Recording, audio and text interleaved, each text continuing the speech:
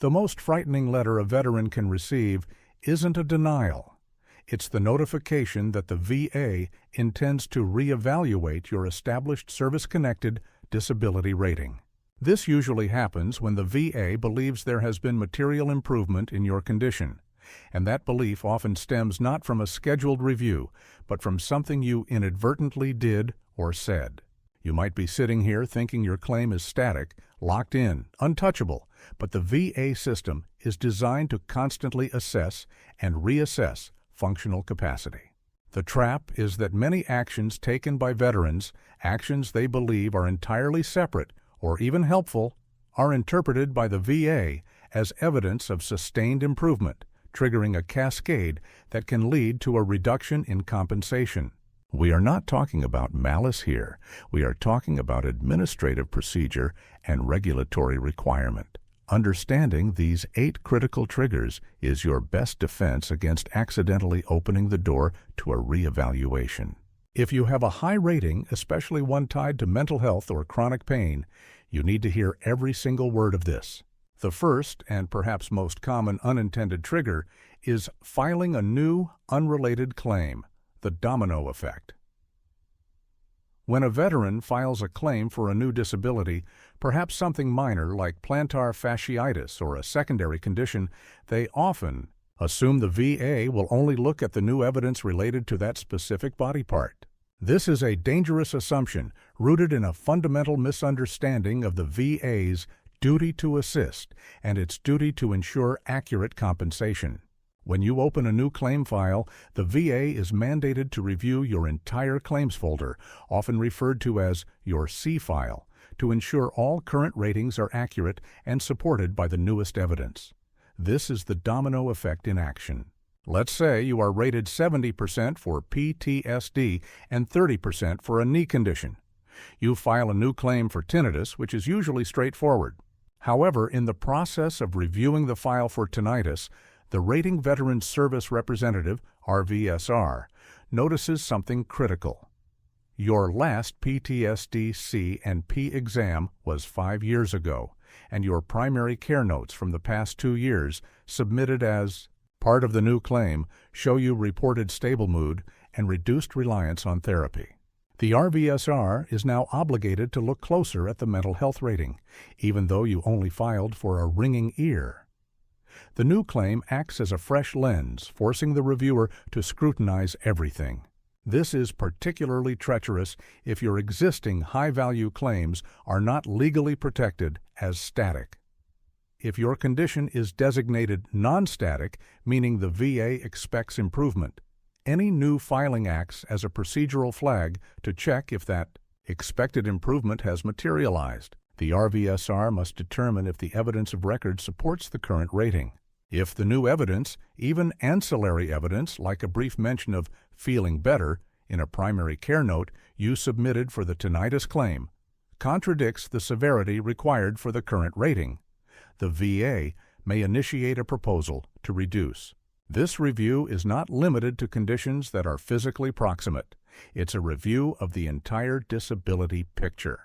For instance, filing a new claim for GERD might inadvertently lead the RVSR to review your 60% back rating if they find documentation in the submitted hospital records that shows you recently participated in an intensive physical therapy program that resulted in a reported increase in range of motion, even if that increase was temporary or followed by a crash. The RVSR sees the data point of improvement, and the process is initiated. The countermeasure here is meticulous planning. Before submitting any new claim, review your C file and ensure that the existing evidence for your high-rated disabilities is current and accurately reflects your current level of impairment, not just your best day. Never assume a new claim is isolated. It opens the door to the entire house. The sheer volume of documentation required for any new claim means that you are handing the VA a fresh stack of paper, and somewhere in that stack there might be a seemingly innocuous note, a doctor's offhand comment, a lab result that looks better than usual, a brief positive anecdote you shared with a nurse that contradicts the established severity of a completely separate condition. This expansive review process is why veterans often feel blindsided. They think they are just adding a 10% rating, only to find their existing 70% rating is suddenly under threat. The administrative burden of processing the new claim necessitates a holistic file review, and the RVSR, following explicit regulatory guidelines, cannot ignore evidence that suggests an established disability is no longer as severe as rated. The filing itself serves as the procedural trigger, forcing the system to re-engage with your entire claims history. The second massive trigger, one that is increasingly prevalent in the digital age, is overly detailed social media activity or public appearances, the digital trap. We live in a world where everything is documented, shared, and archived. For veterans with high ratings for physical limitations or severe mental health conditions, especially those receiving TDIU, total disability based on individual unemployability, social media is not just a place to connect. It is potential evidence. The VA and third-party investigators working on their behalf are permitted to review publicly available information. If you claim a 70% rating for a debilitating knee injury that severely limits your mobility, but your Facebook profile is littered with high-resolution photos of you hiking challenging trails, engaging in strenuous yard work, or participating in a local 5K race, this visual evidence directly contradicts the functional limitations documented in your C file. This is not about being dishonest. It's about presenting an incomplete picture. Maybe you took pain medication just to endure that brief hike, or maybe the photo was taken years ago and you forgot to delete it. The RVSR doesn't know the context. They only see the visual evidence of functionality. The digital trap extends deeply into mental health claims as well. A veteran rated 100% for PTSD due to severe social and occupational impairment might post weekly updates detailing lively parties, complex social engagements, or deep, nuanced discussions about political theory, all suggesting a level of social functioning far beyond what is required for the 100% rating criteria, which often hinges on near-total occupational and social impairment. Even minor details matter. A post celebrating a new demanding hobby or a detailed travelogue showing complex independent international travel can serve as a potent counter-narrative to the medical documentation of isolation and chronic distress. The VA is looking for consistency. If your claims folder states you are unable to maintain gainful employment due to severe panic attacks in public settings, yet your Instagram feed shows you confidently addressing a large audience at a conference, the discrepancy is glaring and immediately triggers a mandatory reevaluation. Remember, your privacy settings are not a legal shield. If the information is public, or if it is shared with just one person who is later interviewed or questioned, it can become part of the record. The rule of thumb here must be extreme caution. If you wouldn't tell your C&P examiner about it, don't post it online. Furthermore, be extremely careful about public appearances, especially related to advocacy. While advocacy is noble, if you are rated TDIU because you cannot handle the stress of work, but you are frequently appearing on local news channels or giving high-stress interviews, the VA will argue that the stress of media appearances far exceeds the stress of a typical low-impact job. The digital footprint is permanent and easily discoverable, transforming what you thought was a private moment into administrative evidence against your established rating. This level of scrutiny means that every celebratory post, every photo of an activity that suggests robust health or high social functioning must be weighed against the clinical description of your disability. The VA is not trying to catch you enjoying life. They are trying to reconcile your claimed functional limitations with your observed functional capacity. If the two are wildly divergent, the reevaluation process is not just likely, it's mandatory under their procedural guidelines. This is why some veterans, after receiving high ratings, essentially disappear from public view. They understand that the digital world is an open book for claims examiners seeking justification for a reduction proposal. The third trigger is misunderstanding the necessity of annual VHA appointments, the false sense of security. Many veterans, once they receive a stable rating, particularly for conditions that are managed by medication or require only periodic monitoring, begin to scale back their interaction with the VHA health system. They might feel stable, or they might simply prefer private care.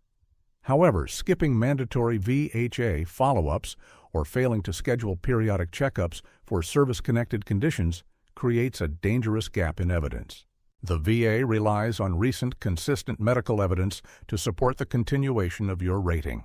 If your file shows a high rating, e.g., 60% for migraines, but the last VHA appointment addressing that condition was 3 years ago, and all subsequent notes are brief check-ins where you reported no change or stable, the VA may interpret this lack of recent detailed treatment as evidence of improvement or stabilization that warrants a lower rating. The reasoning is insidious. If the condition were truly debilitating and severe enough to warrant the high rating, why isn't the veteran actively seeking treatment, pain management, or continuous monitoring? The absence of evidence is often interpreted as evidence of absence of severity. This is especially true for mental health ratings. If a veteran stops attending therapy or cancels multiple psychiatry appointments, the VA might conclude that the veteran has achieved a level of stability that no longer meets the criteria for the current high rating, suggesting that the symptoms are now transient or controlled. Veterans often mistakenly believe that simply showing up to the VHA for any appointment fulfills the requirement. But the key is consistent treatment for the service-connected disability. If you go in every month for blood pressure checks but never discuss your service-connected back pain, the file will reflect consistent visits but zero recent evidence of the severity of your back condition. This lack of specific recent evidence provides the RVSR with the administrative justification needed to initiate a reevaluation based on the presumption that if the condition were still as severe, the veteran would be seeking active intervention. Furthermore, during those routine checkups, veterans often try to be positive or minimize their symptoms to their primary care doctor. They might say, "I'm doing much better lately," or "the pain is manageable today." These brief positive statements, when transcribed into a medical record, can be devastating. They are taken as fact by the RVSR, who reads the notes in isolation, without the context that maybe you were just having a good day or trying to avoid a lengthy discussion about your pain. The false sense of security derived from a stable rating can lead to administrative complacency, and that complacency is the very thing the VA system is designed to penalize if it results in a lack of current, objective evidence supporting the severity of the disability. Ensure that every 6 to 12 months you have a detailed clinical note specifically addressing the current severity, functional limitations, and ongoing treatment needs for each highly rated service-connected condition. The fourth major trigger is seeking non-VA medical care without proper documentation transfer, the information silo. This is a common situation. A veteran gets private insurance through a spouse or a new job and finds it easier, faster, or more convenient to see private specialists for their service-connected conditions. This is perfectly acceptable, but it creates a massive information silo. The VA only reviews what is in the C file or what is easily accessible through their internal VHA records. If you are seeing a private orthopedic surgeon monthly for your knee and they are documenting severe functional loss and recommending surgical intervention, that evidence is gold. But if you fail to ensure those comprehensive records are regularly transferred and incorporated into your VAC file, the VA's record shows a massive gap in treatment activity. To the RVSR, if the veteran hasn't been seen by the VHA for the condition and no external records have been submitted, the condition appears dormant or stable. The burden of proof always rests with the veteran to provide current and relevant evidence. You cannot assume that because the condition is service-connected, the VA will automatically chase down your private records. They won't unless they specifically request a C&P exam, and that request is often the result of the initial administrative flag raised by the lack of recent evidence. If they do request a C&P exam and you show up without having submitted the detailed private records, the C&P examiner only has the old VA records to rely on, potentially leading to an inaccurate assessment of your current severity. This triggers a reevaluation based on the C&P examiner's findings, which might suggest improvement simply because the examiner didn't have the full recent picture of your ongoing treatment and functional limitations. The solution is proactive documentation submission. Every time you have a significant private appointment, a specialist visit, an MRI, a new diagnosis, or a change in treatment protocol, obtain those records and submit them directly to the VA via a secure method, explicitly linking them to the service-connected condition they pertain to. This ensures the C file is a living document that constantly reflects the true current severity of your disability, preventing the information silo from becoming an administrative trigger for reevaluation. The RVSR must consider all evidence of record, but if you haven't provided the record, it doesn't exist for their purposes. This is a crucial distinction. The VA is not negligent for failing to obtain records they don't know exist. The veteran is responsible for ensuring the continuity of care documentation is within the official claims file.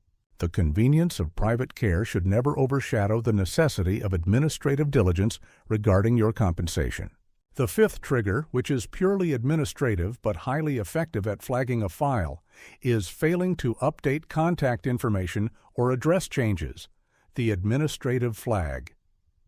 This may seem minor, but it is a critical procedural failure. If the VA decides, for any reason, a scheduled review, a new regulation, or the completion of a mandatory statutory period, that they need to contact you for a mandatory C&P exam, they will send the notification to the last address on file.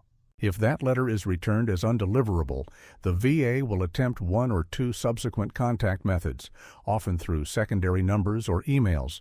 But if those fail, the VA can, and often will, move forward with a decision based on the evidence.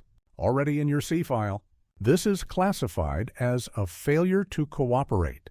Under VA regulations, if a veteran fails to report for a required C&P examination without good cause, the VA can proceed to rate the claim or review based on the existing evidence. If that existing evidence is old, e.g., 5 to 10 years old, and suggests a condition that was expected to improve, non-static, the RVSR can legally propose a reduction based on the presumption that the veteran is stable or improved, and is avoiding the exam because the current severity does not warrant the rating.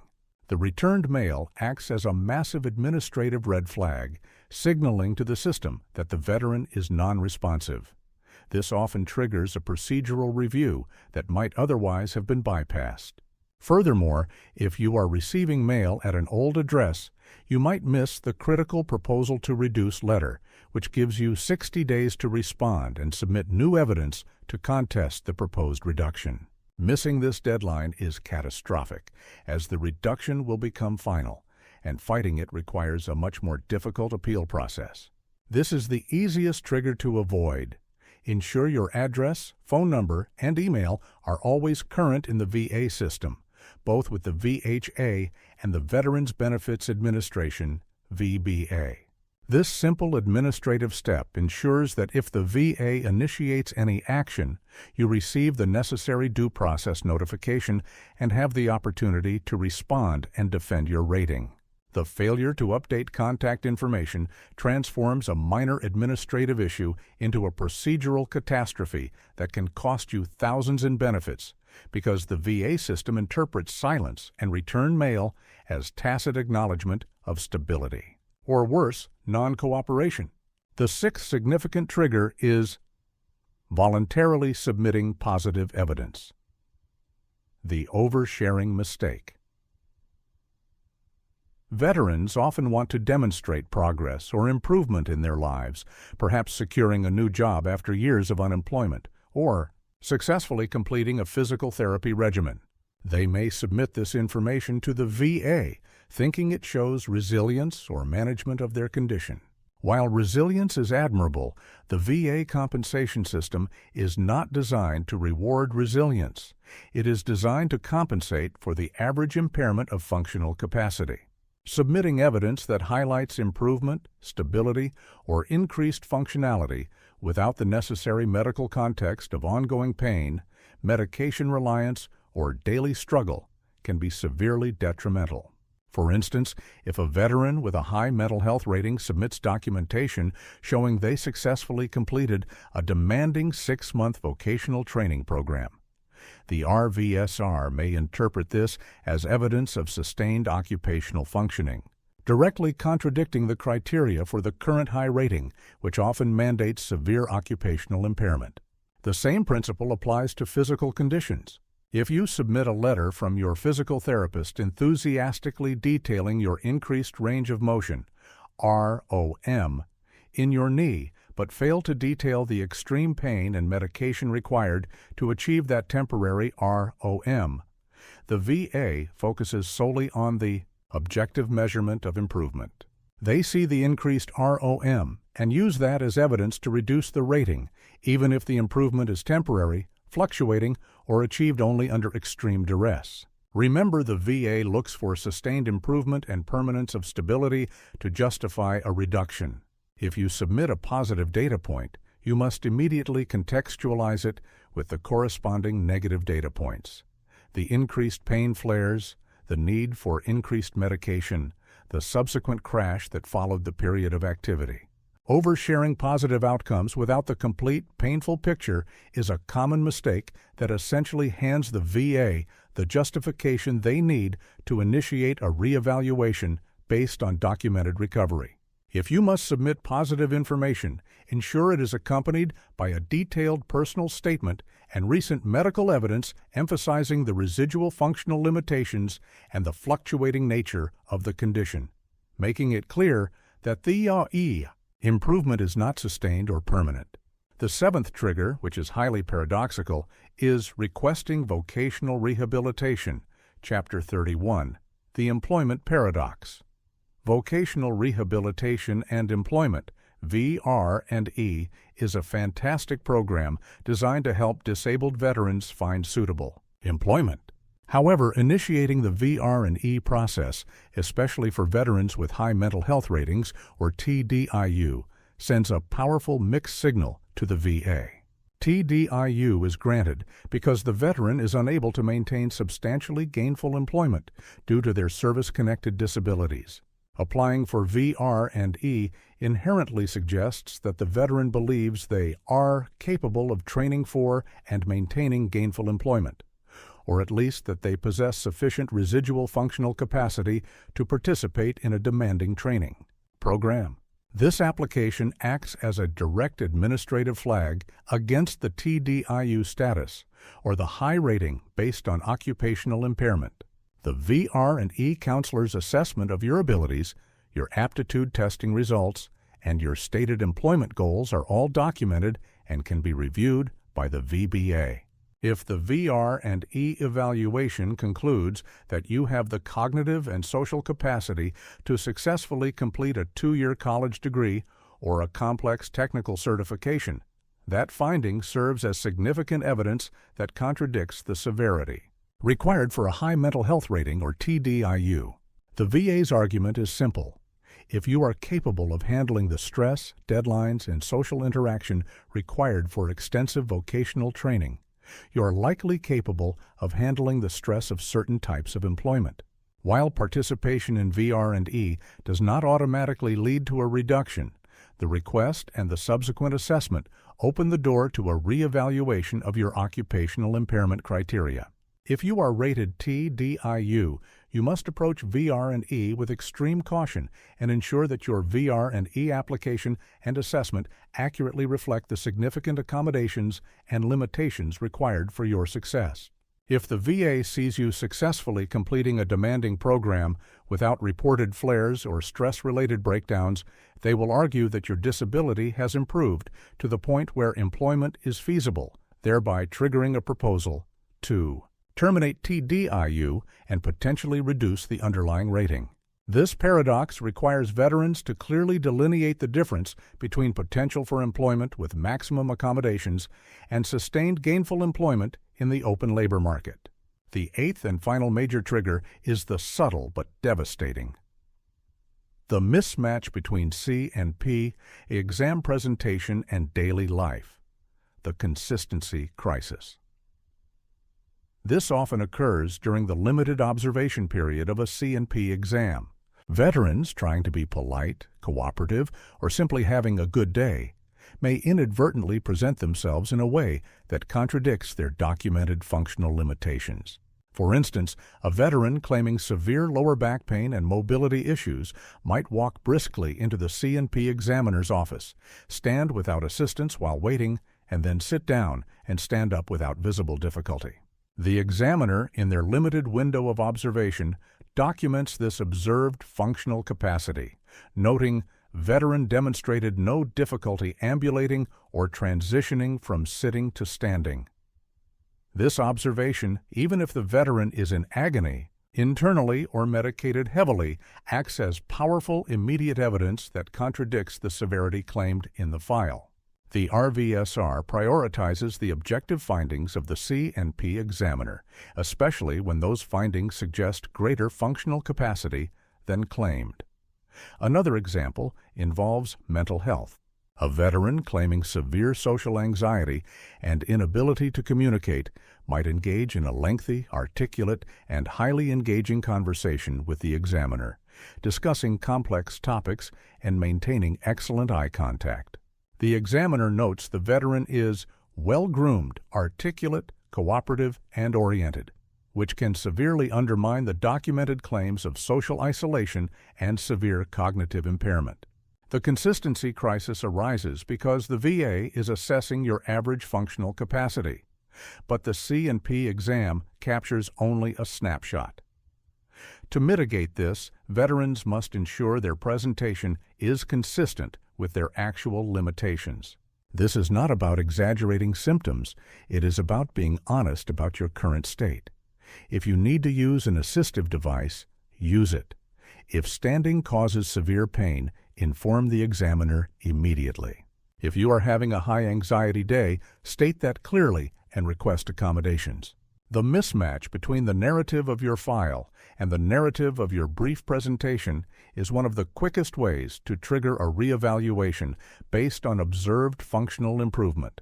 The examiner's notes regarding your demeanor, gait, responsiveness, and overall appearance are critical pieces of evidence, and any perceived inconsistency creates administrative doubt that the RVSR must address, usually by initiating a proposal to reduce the rating based on the new contradictory functional evidence.